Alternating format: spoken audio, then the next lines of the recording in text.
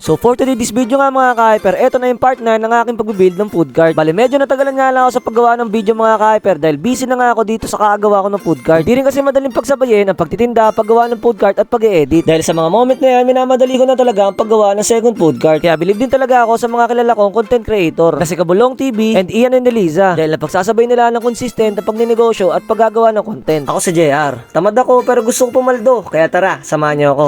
Let's go!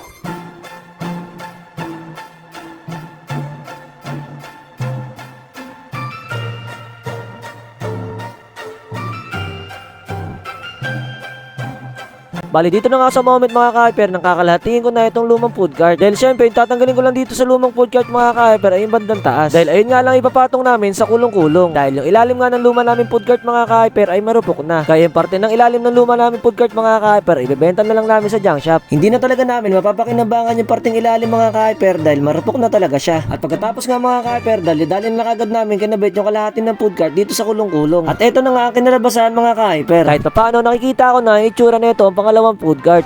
Yo, what up mga ka-hyper? Eto na, itutuloy na namin itong mga nasimulan namin pangalawang food cart. So, bali mga ka-hyper, nilagyan ko na din siya ng frame sa gilid. Tsaka ng frame dito sa harap tsaka likod. Dito piuli yan. Tapos ito yung yerong. Bali yan mga ka-hyper, tatabasan natin yung yero. Dahil dito ikakabit yan.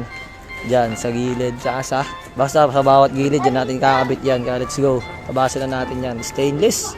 Napakaangas. At bali kahit inaabutan kami ng gabi mga ka-hyper ay tuloy-tuloy pa rin kami sa paggawa. Yo, rap mga ka-hyper, eto hindi na namin masyado na video pero nakabit na namin yung gilid. Yan. Kaya napakatigas niyan, na-hype na yan. Ang hirap butasin ng angle bar na yan. So eto yung isa. Yan. Eto yung magiging pinto doon sa dulo. Tapos eto dalawa yan. Yan. Siya muna ang tumatabas ngayon mga ka-hyper. Dahil napagod na si Foreman. At konting pahinga nga lang mga ka-hyper ay pinalitan ko na agad si Kuya sa paggawa ng food cart. At pagkatapos nga mga ka-hyper ay nagpagawa uli ako ng malaking sticker para dito sa pangalawang food cart. Siyempre yan, doon pa rin yung pangalang Chicken Gala. Yo, what up mga ka-hyper? So ito na yung food cart na pangalawa. Yan. Halos buo na talaga siya mga ka-hyper. Meron na siyang lagayan ng lutuan at lagayan dyan. Kulang na lang kami ng bubong tsaka yung lalagay dito. So test drive na namin to kasi mamamalengke kami. Wala yun par. Nalaman natin yan pag gumiba. So dito tayo sasakay ngayon mga ka-hyper.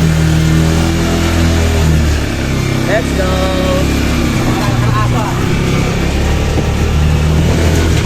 Ataw pare! Ataw pare boy! Ataw yan! Bumakalas! Bumakalas! So bali hanggang dito na lang itong video na ito mga ka-hyper at sana nagustuhan nyo itong video na to. Muli, salamat sa inyong panonood.